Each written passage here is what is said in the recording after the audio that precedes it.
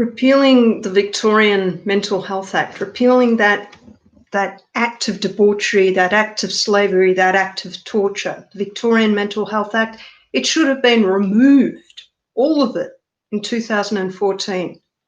What happened in 2014?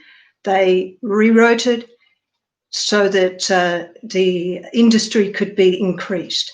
What also happened in 2014 was Minister Foley was appointed administrator of this diabolical forced human experimentation regime. What Minister Foley has done to close down the arts as Administrator for Creative Services, he has closed down the arts since February for people like David A. Castle. He's a psychiatrist that has also been accused of being involved with the forced LSD testing of children in the 1970s, among other violations that are more obvious that he has been accused of and could more easily be prosecuted for. And that makes for something really horrific occurring under Foley's administration. That for psychiatry and for psychology and all the forced mental health regimes should be forbidden is obvious. That the arts industry, the creative industry, the people who are practicing a very, very old tradition and new ideas within that should be allowed to flourish is obvious. That children too young to smoke cigarettes should never be subjected forcibly to LSD or any neurotoxins is obvious. And nor should anyone of any age be subjected to forced drugging. It's obvious.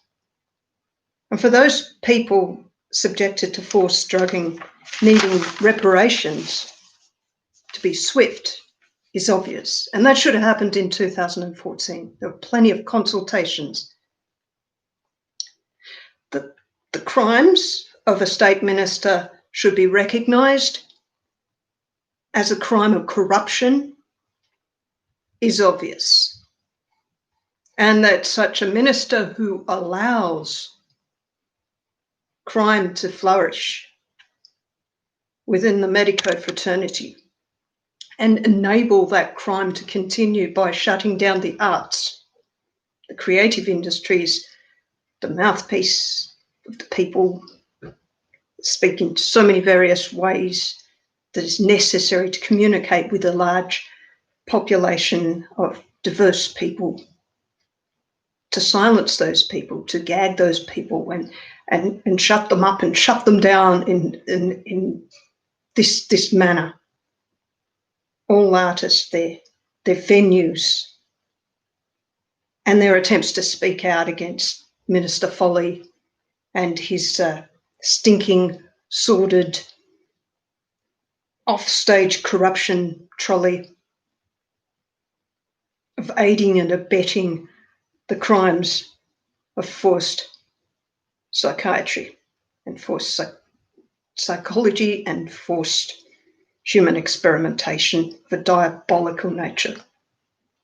Given that the arts has long been a buyer in the catering industry, cafe culture, restaurant meeting and performance places, venues including bars, galleries, theatres, for Minister Foley to shut down and shut up those spaces is an outrage.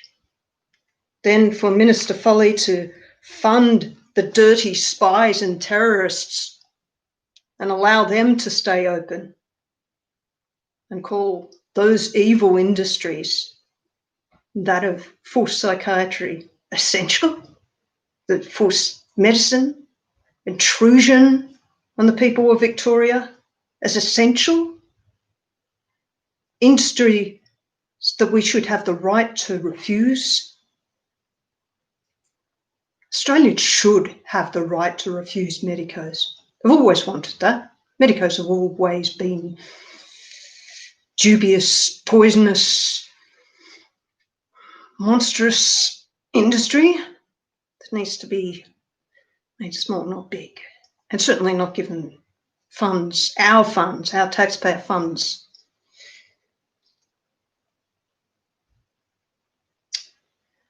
So in order for us to have that right to refuse and the right to prosecute those medicos for their crimes, this minister has to also be really looked at for his corruption.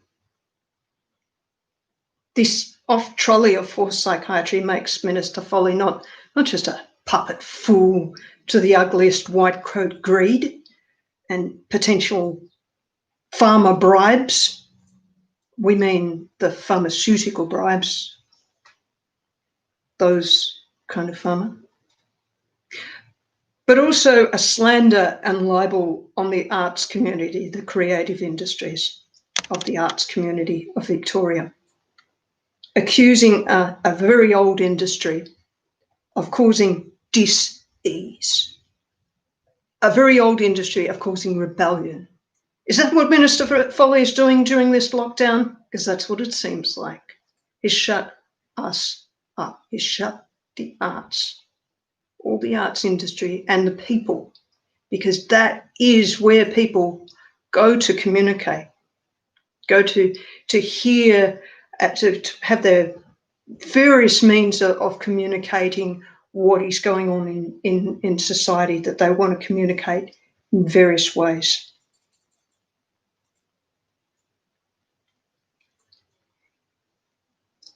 To shut that industry down and make those accusations upon the arts community is ridiculous. People know what the arts industry is about, and they know what the arts industry and all the people who work in these careers are about, and how threatened they are because of Foley's corrupt administration. Foley must stop attempting to steal from artists, from their and the arts community. Foley must stop enabling the crime of forced psychiatry and repeal the Mental Health Act of Victoria. Foley won't be forgiven his misdeeds, though he can stop his Macbethian attack on the Victorian people. And stop smiling for more cheese and crackers, please, because if you put us all in the past, you passed on, passed away, and Edgar Allan Poe a crow into a raisin horse. You can go stop this mass wheel.